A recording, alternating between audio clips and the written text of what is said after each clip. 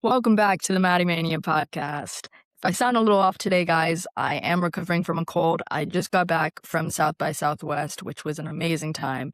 Maybe I'll do an episode on that later down the line, but I still wanted to stick with my gonna do weekly episodes as much as I can, and a little cold is not gonna stop me. So today we are talking all about emerging artists, music's biggest and greatest hope. I really and truly think that there are so many amazing new artists, up and coming artists, ones that have been in the game for a while but are just waiting on one mega hit or a change in their brand aesthetic to kind of propel them to new stardom. I mean, we've seen it with Sabrina from the past couple of years, most recently with Zara. I really think that these new artists have something to offer that some people underestimate. Um, we've heard the words industry plant before, or where did they come from? I've heard that for so many artists that I feel like I knew before they blew up and knew for a fact they weren't industry plants, but they had been putting in the work. Just to name a few, I mean, Doja Cat, she got that. Jack Harlow got that. Somber got that. And these are just a few artists that I feel like I was put on to before most people even knew who they were. Um, that's just a few, but there are plenty. I feel like I always say this to my friends that really and truly know me and my love for music, that instead of doing PR, I maybe should have done A&R because I have a knack for finding new artists and kind of knowing who's going to blow up. And so today's episode is going to be talking a little bit about that and like why I think certain artists make it and don't, and what kind of stands out. And then we're going to do an interview chat with one of my favorite emerging, up and coming, whatever you want to call it, artists. His artist name is Steinza. His real name is Zach Stein. So kind of cool that he combined his names for his artist name. And he's this really cool singer-songwriter. Just saw his show in LA, and this is the second time I've seen him. And just seeing his confidence grow from a smaller venue to now playing at the Troubadour, which is an iconic venue in LA if you don't know. It's really amazing to see the growth in a year, and where he can go next is very promising. So before we get into the interview, gonna yap to you guys a little bit more. Um,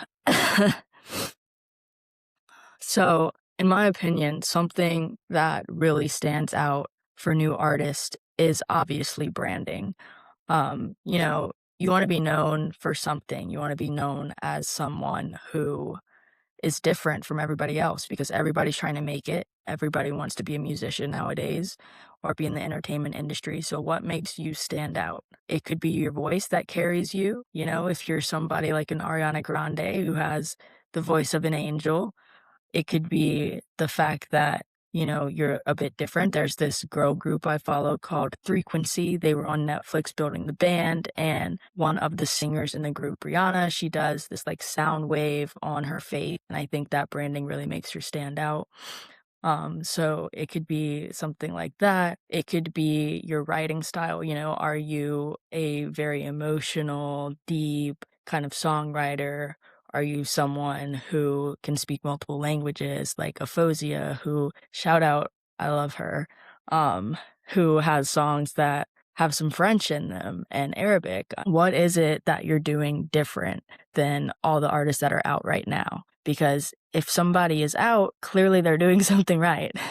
Um, you know, are you a great dancer? Are you somebody who has amazing stage presence? And even though, yeah, you're a singer, you are a bit stronger in the dance department, and you can command a stage and command a room, whether it's 5 people in the crowd or 50,000. Are you that kind of artist? So you got to find your niche. You got to find what it is that makes you stand out, what you think you do better than your peers that are also coming up along with you, as well as ones that are out there now. You want to be different and set yourself apart. Aside from branding, I think something that new artists really need to hone in on is finding a team. And I know starting off early, it's really hard to find that perfect team, that perfect fit, especially when you're starting, when you have no budget to hire all these different people that you need to be a successful artist. I'm a firm believer in like, don't mix friends and business.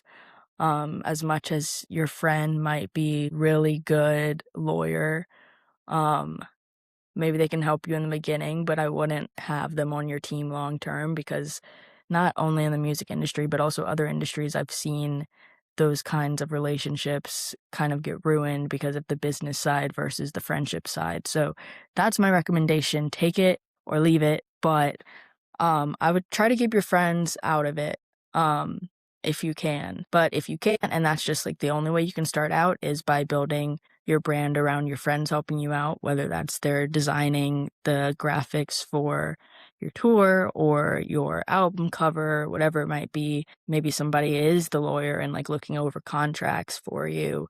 Maybe you have a friend that, knows PR and can kind of help you with press and getting your name out there whenever you're first starting and promote your tour or promote the album, whatever it might be.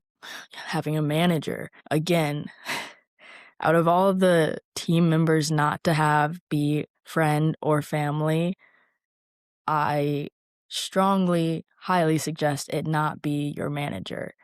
Um, you don't want a momager, you don't want a friendager, you don't want a familyager, you don't want a wifeager, a husbandager, uh, unless you truly think that there's never gonna be conflict, stray away from that. Or unless you're Miley Cyrus because it worked out for her. Tish and Miley, what a duo. Um, so finding your team is really important, finding those people that you trust from the beginning to help you launch and navigate this new era of your life as a musician. I know people say, oh, like, you don't have to be in LA to be in the entertainment industry, and I wholeheartedly agree with that. You don't have to be. But I do think you should be in a big enough city hub where you are able to progress your career before maybe having to go to a bigger city. So those music hubs, obviously besides LA and New York, you got Nashville, you got Atlanta, you have Austin, maybe some other pockets of Texas too for the countryside.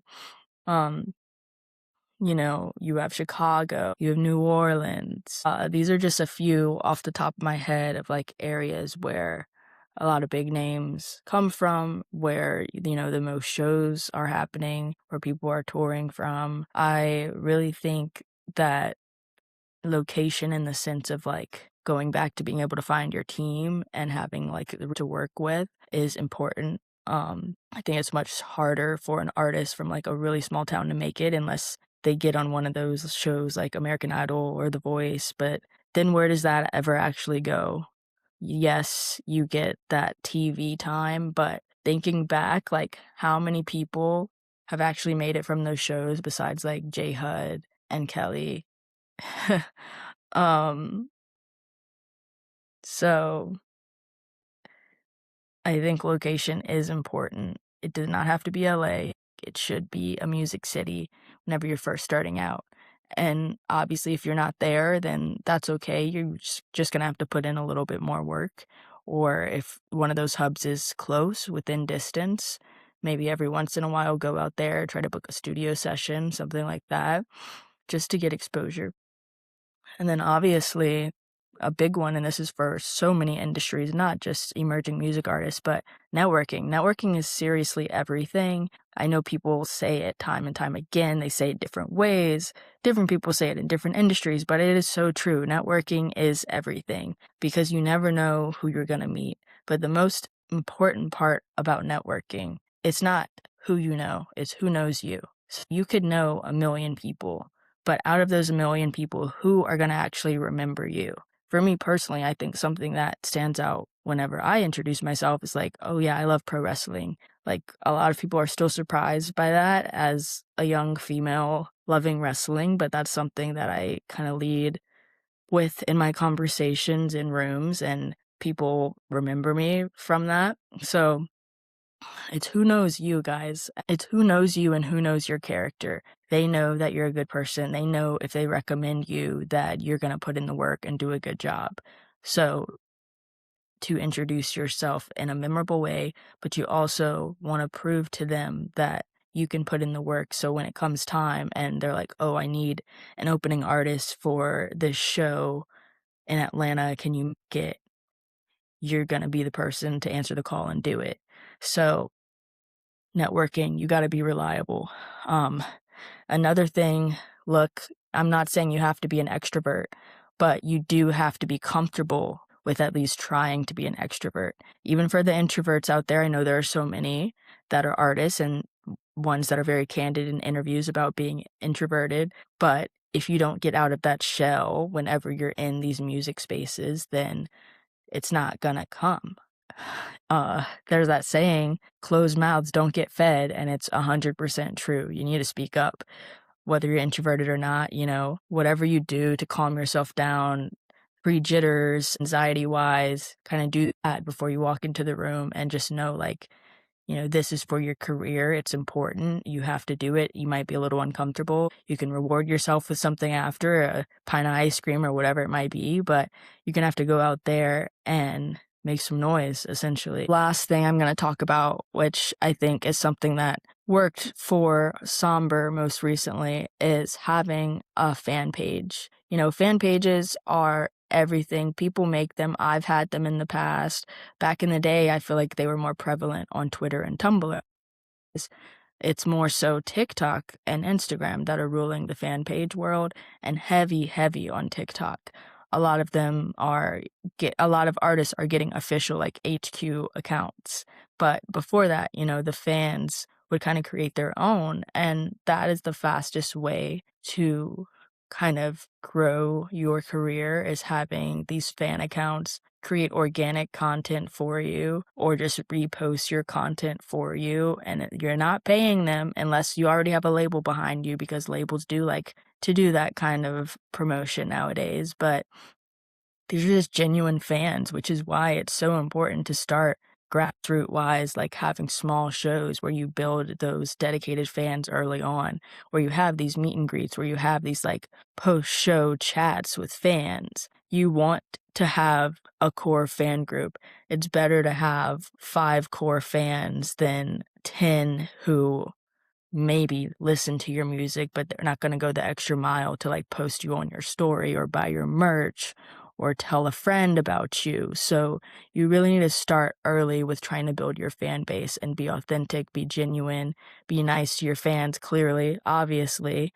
But do that. And if you see that you're starting to have fan accounts, like interact with them, follow them, comment on the post, DM them, do what you think is right to be able to keep that connection going. And I firmly and wholeheartedly believe in that. As somebody who has both run a fan account and been like quote unquote an admin for a bigger one. So I really think that starting early with your fans and having these fan accounts that are kind of doing that promo work for you just because they love you that much is super important.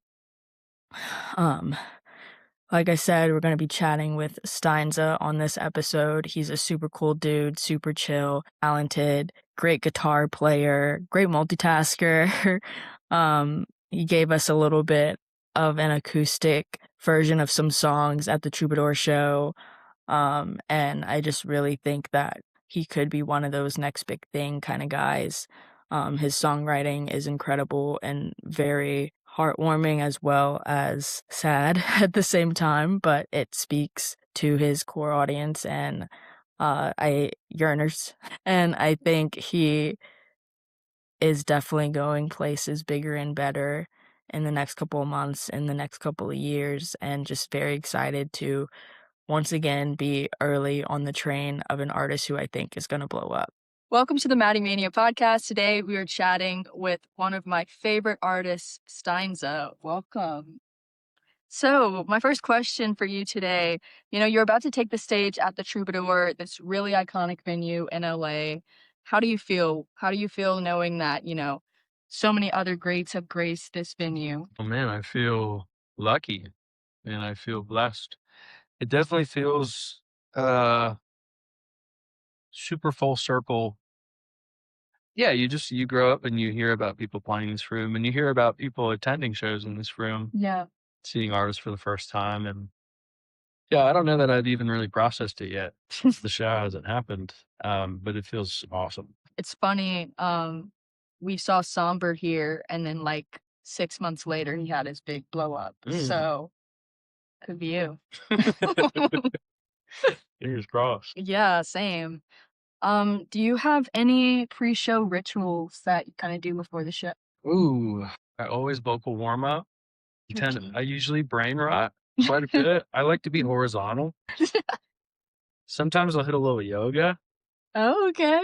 little downward dog, perhaps, cobra, tree, cactus, something. No. I like to go on a walk too. But one thing I feel super time anxious before show. Like right now, I don't even know what time it is. It's 5:48, and I feel like I have 15 minutes till the show starts. We have 4 hours. Yeah. So then I kind of just sit around so I don't miss anything. And this tour, I want to be better about going on a little side quest before the show. Because the thing is too, is pre-show minutes are no like super ritualistic ritual though. I'm sure there's like a few places around here you can grab a snack or something. Probably.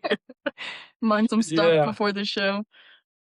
This one's a little deep. A lot of your songs, they're really deeply personal. What's it like to write a song about someone from your past? Do you ever wonder if they know it's about them, or ask yourself, like, what if I run into them on the street and they know? I think that this is a nuanced question. I never feel shy Yeah. to write about my experiences. And I think that the people that have a place in my life understand the functionality of that for me. Cause I write songs like somebody would journal, Right. and there's so many songs too that I never show anybody that I just write for me.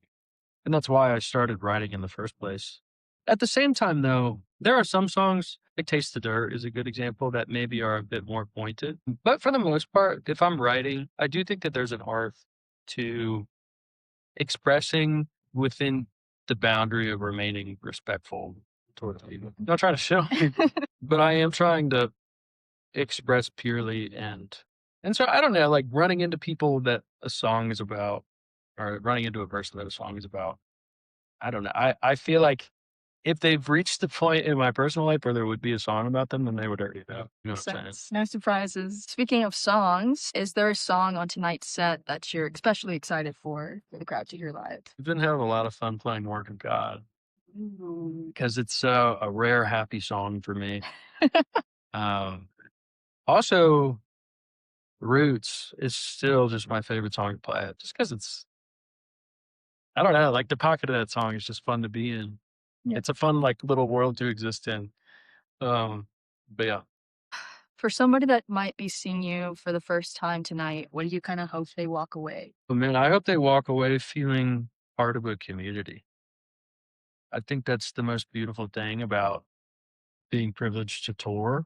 And it's a beautiful thing for me too, selfishly. Like the first time I did a headline tour was the first time I ever saw the people that listen to my music. You would get, people coming to opening sets, Yeah. a handful here and there, but to see a room full of people that all share common grounds, it's just cool. Like I've seen people get married off of meeting at my shows, and I've seen like friendships form. And it's just cool, man. It's really fun. So I would hope that people walk away feeling a part of something. And at the same time, too, separately, I think I've noticed my shows for some people can be kind of cathartic. A lot of the music is pretty emotional, and Yeah.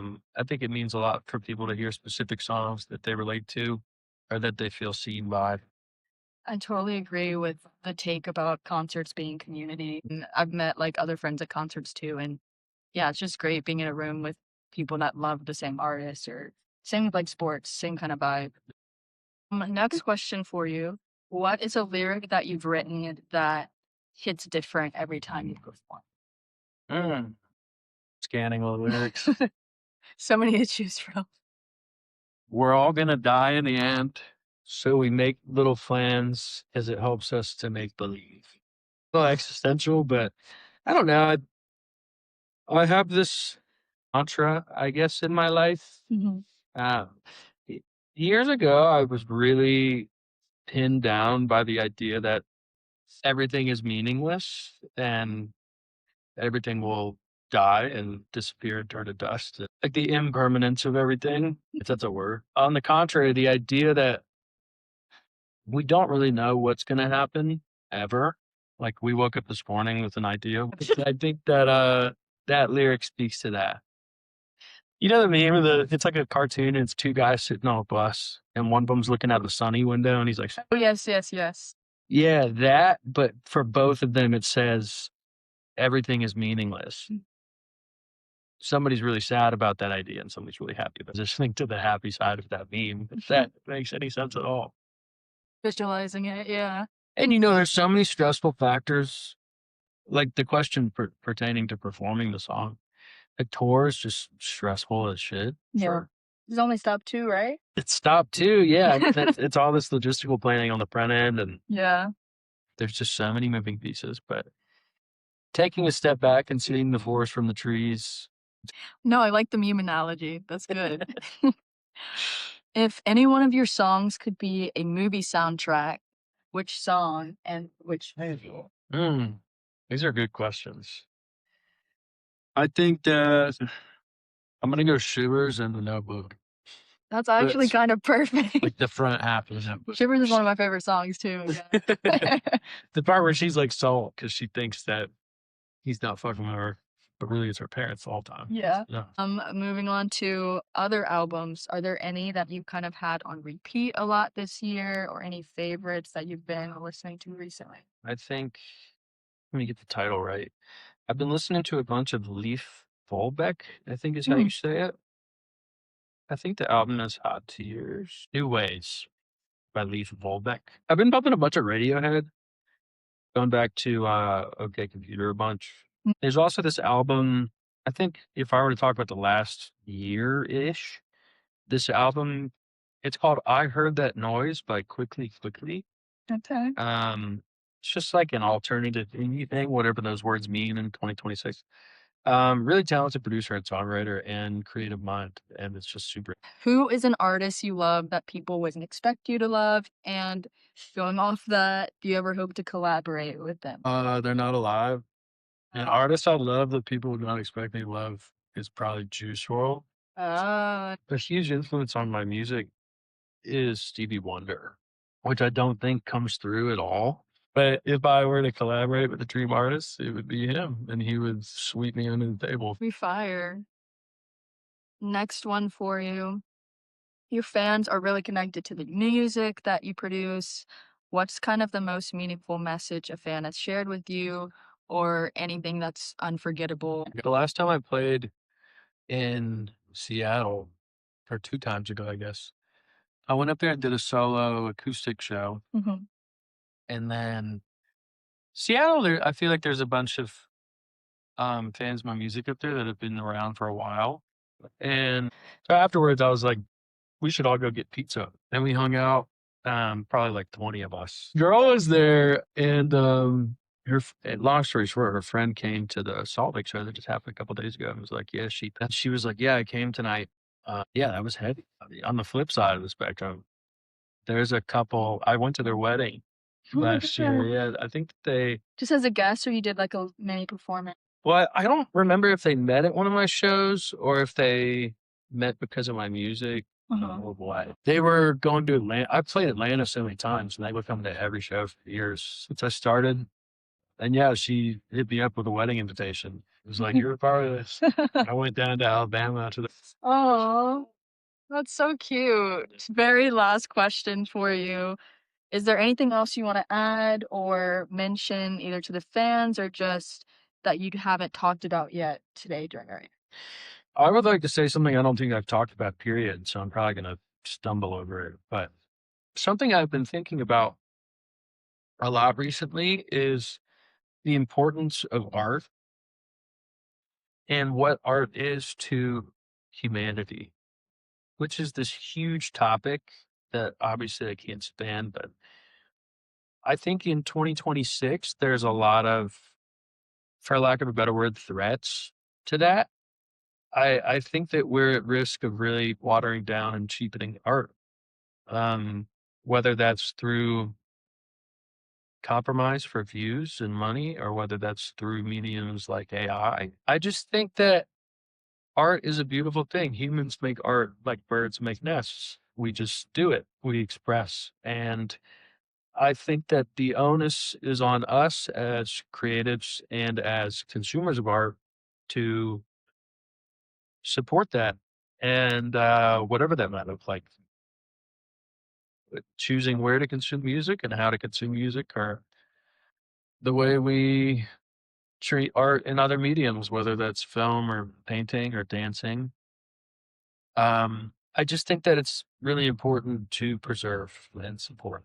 And so that would be my spiel today. I love that. That's a perfect ending.